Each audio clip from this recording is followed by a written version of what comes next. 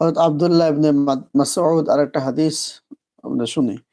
হযরত আব্দুল্লাহ ইবনে মাসউদ রাদিয়াল্লাহু তাআলা থেকে বর্ণিত, তিনি বলেন রাসূলুল্লাহ সাল্লাল্লাহু আলাইহি ওয়াসাল্লাম বলেছেন, গুনাহ থেকে তওবাকারী ওই ব্যক্তির ন্যায় যার কোনো গুনাহই নেই। সুবহানাল্লাহ।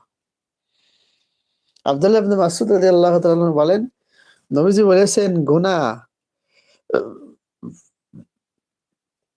হ্যাঁ, গুনাহ থেকে তওবাকারী ওই ব্যক্তি নাই যার কোনো গুনাহ নাই। সুবহানাল্লাহ। অর্থাৎ গুনাহ হয়ে গেছে, সে তওবা করেছে। গুনাহ হয়ে গেছে, তওবা করেছে। গুনাহ হয়ে গেছে, তওবা করেছে।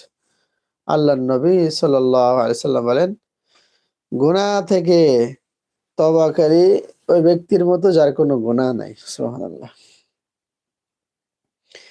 এমন যদি হয় যে